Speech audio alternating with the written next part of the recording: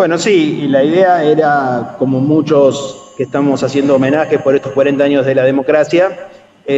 hacerlo desde el lugar que la Defensoría del Público considera pertinente, que es el tema de los medios de comunicación, sobre todo de la radio y la televisión.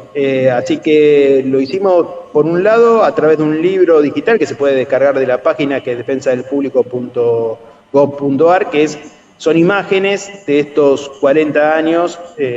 sacados por periodistas y por fotógrafos muy importantes. Hemos tenido la colaboración de la agencia Telam, de Agra, del diario Página 12 y de un montón de fotógrafos que han colaborado y que nos han dado imágenes que son muy impactantes de estos 40 años. Por otro lado, estamos haciendo esto que decía vos, los podcasts que se pueden escuchar en Spotify y que si alguna radio lo quiere, nosotros se lo damos porque es de circulación libre, donde estamos recorriendo a través de las voces de especialistas, de protagonistas, de gente que vivió esa época y de mucho archivo sonoro, recordar qué pasó en estos 40 años que fueron, bueno, muy intensos y que nos parece muy valioso en este momento que parecería que algo que ya no deberíamos ni que discutir, bueno, reafirmar el valor de la democracia. Y en estos años, bueno, tuvimos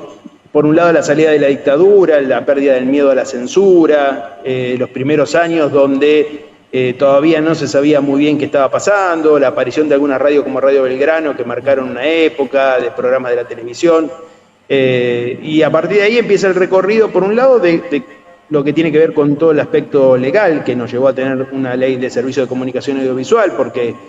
cuando salimos a la dictadura había una ley que había sido hecha en épocas de dictadura que no respondía al espíritu democrático, y también qué fue pasando con las programaciones, cómo fueron cambiando las programaciones a lo largo de estas 4 décadas, ¿no? Desde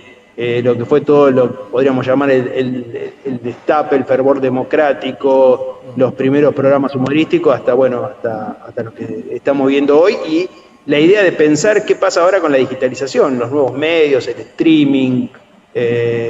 todo lo que tiene que ver con las redes sociales. Bueno, entonces, por ahí pasan todos estos relatos en las voces de los protagonistas. Por eso, como decías vos, es muy emotivo. A veces uno escucha voces que hacía mucho no escuchaba, no sé, en los primeros capítulos que ya están, que se pueden escuchar, uno puede escuchar, por ejemplo, a Tato Bores o a Olmedo, y los que somos más viejitos decimos, los reconocemos enseguida, pero mucha gente tuvimos que aclarar quiénes eran, porque mucha gente no los conoció. Claro. Y ahí lo pueden recuperar para las nuevas generaciones, también es muy didáctico. Pascual, vos que sos docente en la comunicación y viendo dentro de la actividad que realizaste para este trabajo, ¿no te parece, o a lo mejor me parece a mí, ¿no te parece que es como que la comunicación en estos tiempos está volviendo a asemejarse a lo que eran en esos tiempos de Tato Bores, de Radio Belgrano y de las otras radios populares? Digo, las redes sociales hoy es como que utilizan prácticamente esa misma temática para poder llegarle y que sea entendible lo que comunican, ¿no? Para los receptores. Bueno, hay algunas similitudes, quizás nos parezca raro, pero en Radio Belgrano, en el podcast, se resalta el tema de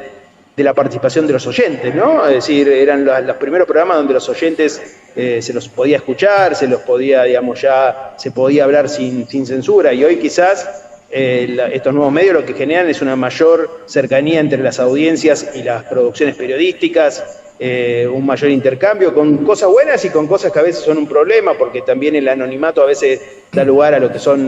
uno conoce como haters, o como esta gente que se dedica a los ataques o ese tipo de cosas. Pero yo creo que es importante esto de que se pueda tener una mejor relación entre las audiencias y quienes producen porque va a mejorar la comunicación, ¿no? Pascual, ¿cuándo arranca este proyecto? ¿Cómo nace? ¿En la mente de quién? ¿En la mente tuya? ¿En la mente de alguien más que te llamó a colaborar? ¿Y quiénes formaron parte del proyecto? Porque vemos muchas colaboraciones.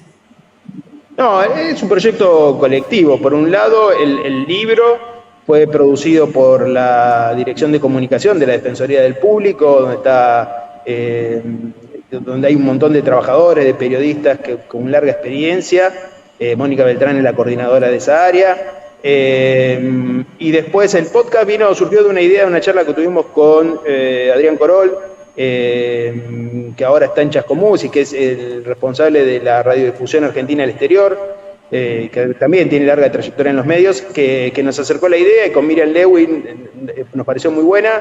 y lo empezamos a producir junto con Francisco Godínez Galá y con Eliana Verón, que hizo los guiones, y después con la colaboración de la gente de la Escuela Éter de Comunicación, que aportó también locutores, la búsqueda de todo lo que fueron los archivos, que hay un montón de archivos. Así que hubo una gran participación y colaboración, y como te decía antes también, de muchos fotógrafos y fotógrafas que hicieron su aporte para lo que es el libro. Así que fue un trabajo colectivo que surgió de la idea de los equipos de comunicación y de los distintos equipos acá de la Defensoría del Público que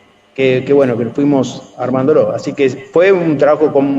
que empezó el año, al principio de año, llevó mucho tiempo buscar las fotos, buscar en los archivos. Fue un trabajo muy intenso y que ahora ya se está pudiendo ver. Ya salieron, como te decía, los 2 primeros capítulos de los podcasts que se pueden escuchar en Spotify, pero todavía faltan 6 capítulos más. Pascual, ¿esto va a ser solamente con este formato de podcast o están también evaluando la posibilidad de poder salir con alguna proyección de disertaciones y demás para las instituciones, colegios o inclusive medios de comunicación? Mirá, nosotros siempre estamos abiertos a ese tipo de colaboración y van surgiendo a la medida que la gente nos pide, así que eso no habría ningún problema si se quieren organizar una muestra, si quieren organizar una charla en un barrio, en una escuela, eso lo hacemos cotidianamente, digamos, ¿no? Sobre todo en escuelas secundarias, en algunas universidades, pero también en sociedades de fomentos, en distintos ámbitos que nos van solicitando. Ayer hicimos la presentación en el Senado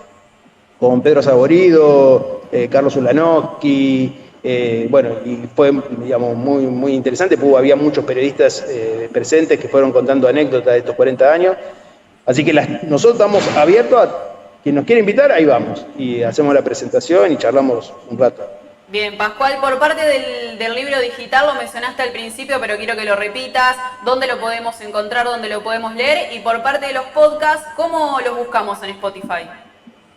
En la página están las dos cosas, es defensadelpublico.gov.ar y aparte ahí de paso conocen las actividades de la Defensoría, y en Spotify pueden buscar Contar los 40, así se llama el podcast. Están ahora los 2 primeros, que es la Primavera Democrática, ahí van a encontrar todo cómo fue la salida de la dictadura, las primeras intentos de regulaciones que hubo durante el gobierno de Alfonsín, y cuáles fueron los programas que en ese momento tuvieron mayor impacto. Bien, Pascual, por último, y te pregunto para aquellas personas que desconocen qué es la defensa del público, contanos un poquito ahí, medio resumido, de qué se trata esta área. La Defensoría del Público es un organismo que se creó con la Ley de Servicio de Comunicación Audiovisual, donde cualquiera de ustedes que está del otro lado puede recurrir si encuentra que en los medios de comunicación de radio y televisión se vulnera algún derecho, se afecta algo que a ustedes les parece que no corresponde, horario de protección al menor, discriminación, racismo, violencia hacia la mujer, no hay el acceso para personas sordas o con problemas visuales. Bueno, todo eso se puede, entran a la página que mencioné antes, que es defensadelpublico.gov.ar, hay una sección de reclamos, ahí no hay que ser abogado, nada, cuenten qué es lo que vieron, y acá un equipo analiza si efectivamente, a veces uno se enoja, no le gusta algo en la televisión, en la radio, pero no hay ninguna vulneración, digamos, es solamente una diferencia de gustos o de opiniones, eso nosotros no hay una evaluación ahí, pero si se considera que efectivamente hubo algún derecho vulnerado, se busca. Nosotros no sancionamos, no ponemos multa, lo que buscamos es poder reparar eso. Entonces se hacen capacitaciones, se hacen encuentros con las producciones, se pide un derecho réplica, algo que pueda de alguna manera reparar ese daño. Y desde ya ofrecemos a todos los medios de comunicación, y hemos tenido durante todo el año, tenemos muchísimas capacitaciones en distintos temas, tenemos también guías para el tratamiento periodístico de temas como puede haber sido, no sé, las Malvinas, el Mundial, la violencia hacia las mujeres, los pueblos originarios. No sé, hicimos una presentación hace poco que a mí me llamó mucho la atención de lo que son los pueblos gitanos, romaníes, caló, porque son culturas que uno a veces no conoce, y entonces en estas guías se dan herramientas a todos los periodistas y las periodistas para que cuando tengan que hacer una cobertura tengan un glosario de palabras, un contexto histórico y elementos para poder hacer una mejor cobertura, que a veces los periodistas estamos muy apurados, hay mucha flexibilización laboral, mucha precariedad, entonces vamos de un lado para el otro, estamos radio, televisión, gráfica y no tenemos tiempo quizás para sentarnos un ratito, entonces estas guías son como muy prácticas para tener ahí a mano por cuando uno necesita cubrir algún tema. Así que eso es, no sé si fue sintético, pero es un poco lo que hacemos.